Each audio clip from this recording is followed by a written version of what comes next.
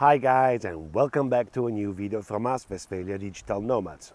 I'm not sure if this video want to be funny or serious, but we'll see, how it flow. Anyway, if you don't like it, you are more than welcome to put the thumbs down. What I want to talk about today is pretty clear that in the last couple of years there's a huge difference between people that, especially on Instagram, use the hashtag vanlife. So I think on one side you got the people pretty much like us that actually live the dream, and then you got the people that sell the dream. So I want to show you the difference between 3 accounts on Instagram that I follow, and I also had the opportunity and the honor to meet them in real life, and other 3 accounts that I don't follow because they're so boring, but I check time to time just because they make me laugh. So let's go with the first one. Let's open Instagram and go with this first account. So bodes well. We just met them just 10 days ago in Albania. We found a great parking right at the beach. They arrived with their T2. We speak about Jason, Angela, and Bode. So it's a family that travels from, 9 years? Wow, we felt newbies compared to what they saw and the way they travel, especially with a kid. So the kid, Bode, he grew up pretty much in the van, and I think he had the best school ever. So let's go to watch their account. For example, 6,871 followers. Well, it's really weird that somebody that really travel the world, not just one country, not just one state, it doesn't have so many followers.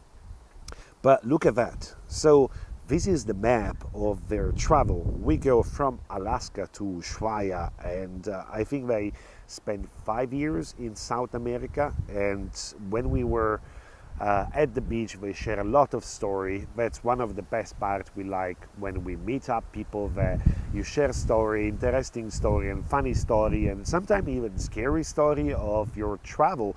And we have so many because we actually travel. We see the words, we live the dream.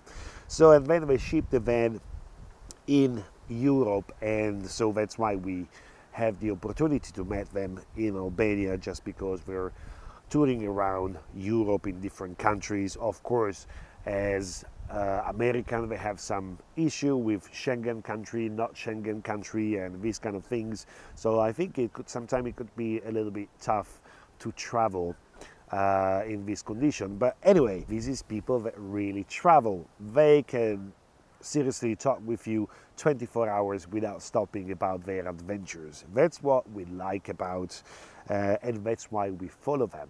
On the other side, let's check somebody I don't follow, but I check time to time just because it makes me laugh.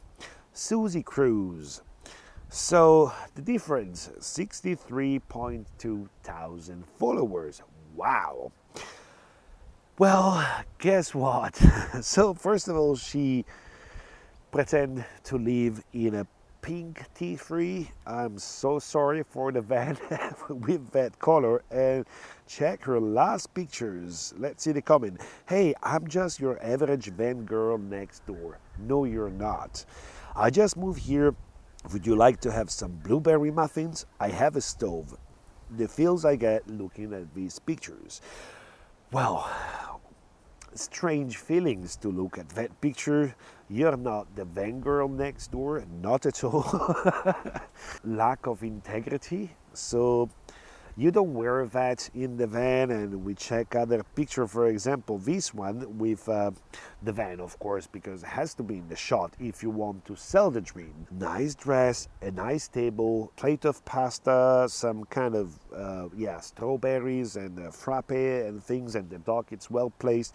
So great shot, but that's not what it's about. I mean, it's about living in a van or selling something through your kind of almost naked pictures. I mean, that's really the difference between the people that actually travel and live the dream and the people that don't travel and they pretend to do something that they actually don't. For example, because she also has a YouTube account that she was shipping the van to Morocco. Well, first of all, you don't ship the van, you just put it on the ferry. And then just a couple days after, she had a drama video where she was arrested in Morocco and something happened. Well, you know what, sweetheart, real traveler, to research. We did research. Mel was really aware about being a woman in Morocco. That is not simple. Well, we managed to live and travel in Morocco for 3 months just because we did our research, just because we were travel smart, just because we actually do travel. We're not pretending to live in a van. Let's cut it and let's go back to another couple that we've met 3 times so far. The last time was probably 5-6 days ago, still in Albania. We share a beautiful fireplace and a meal together, and again stories about their travel in Scotland, in France and in Turkey, for example, because we've been in Turkey but only in Istanbul. That was the beginning of our travel in 2012. And at that time, the diesel was so expensive, it was 2.5 euro per liter. Now it's not that expensive. So we maybe think to check out places like Cappadocia and Antalya, for example. So I'm speaking about Janice and Gregor from Live, Travel, Play. I think they also have a map somewhere, but I'm not sure if they have it here on Instagram. We know them personally. They travel, I think, 2.5 years in South America, and then they also ship the van here in Europe in order to... Oh yeah, this is the map. So look at that. I mean, this is just the place where they travel in Europe. You see UK and France and down to Spain and Portugal. Portugal was the first time we've met them. They traveled in Morocco, then they went, I think, back to Italy, and we met them again at the Bus Fest in September last year, and then they start to go south through and out the Schengen countries, same problem as Boatswell. And yeah, we have the opportunity just 5 days ago to meet them. It's so nice to sit down a fire and to share a story about travel, because believe me, we have tons of stories. And these stories come from our travel experience. All right, so let's see somebody else that I don't follow, and I think we're pretty known in the community. Probably the most famous van life couple. We speak about Emily and Corey, plus Penny and Bella, 2 dogs, and is Where Is My Office Now. I think we contacted them back in 2012 when they started, just a little bit after us, because it was nice. At that time there was nobody actually on social media that, you know, share their experience about living in a van. So I think that during the years they changed a lot, and finally they became what they are now. So somebody that doesn't travel, doesn't really actually travel at all, but they pretend to travel.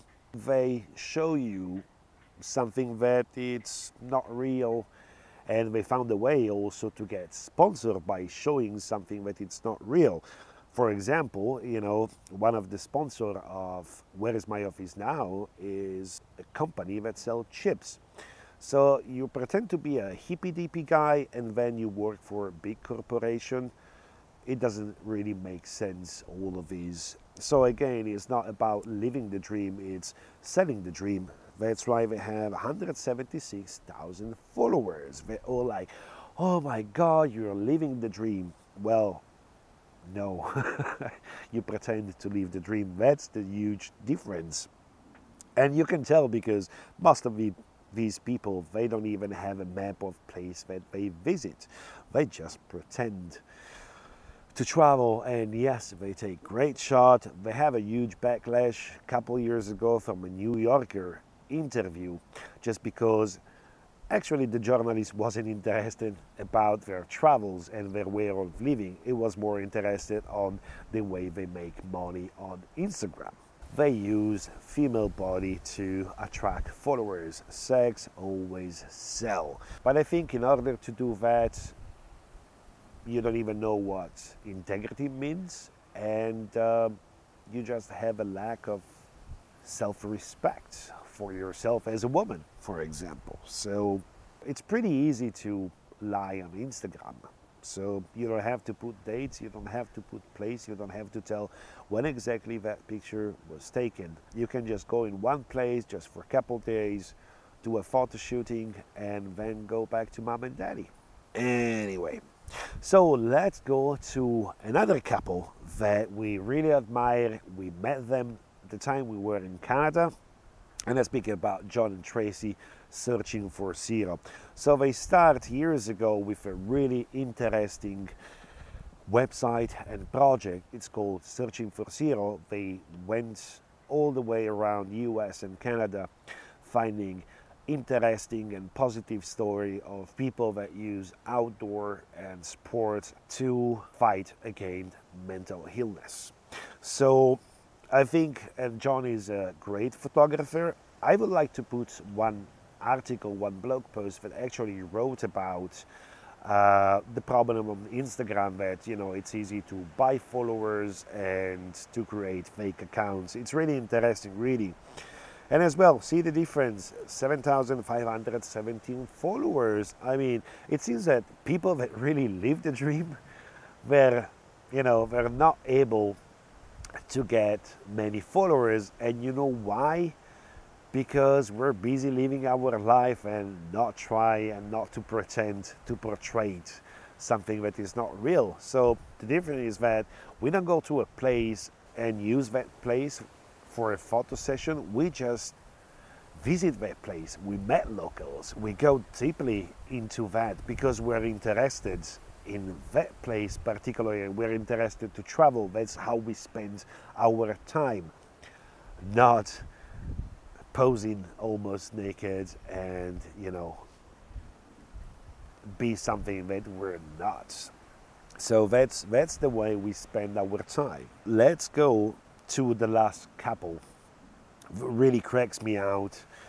Jimmy and Sabrina Wonderbass, 83.5 thousand followers. Well, it's pretty easy to understand why when you put your huge, not sure if real, but boobs in front of the camera near a van. That's what happens. It seems that Instagram became more a soft porn kind of app than really an app that was started just for people that want to create interesting pictures with all the filters and these kind of things. So this couple just came out of nowhere a couple of years ago. And I remember also on YouTube, they have a channel that it goes kind of viral, just a few weeks, you know, 1 million views, and make me thinking, so we don't even have 1 million views and it's 7 years we travel. So, but this thing, it doesn't work anymore this way. It's not about the quality that you put in your content. Anyway, I really think that this couple was actually, that's my thought, that was created by an agency, because it seems that van life create profit, and yeah, that's true. I mean, it's real. So my thoughts, because I saw the first videos, and I'm sorry, from a guy that never did videos, just doing these amazing shot, drone shot, and these kind of things, and good editing. Sometimes I thought, well, gosh, I do this job from 25 years, and wow, maybe I'm not that good, because this guy probably hire somebody to do that job.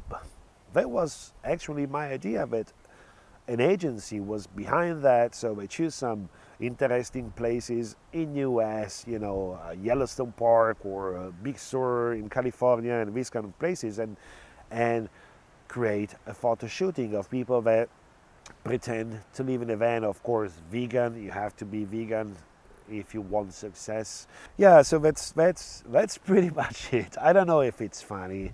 Just if you don't like it, just put the thumbs down. You know where is the button. I just see the difference between really people that sell the dream, and it looks good. I can tell that it's bad pictures, and people like us and like the other people I mentioned that actually live the dream.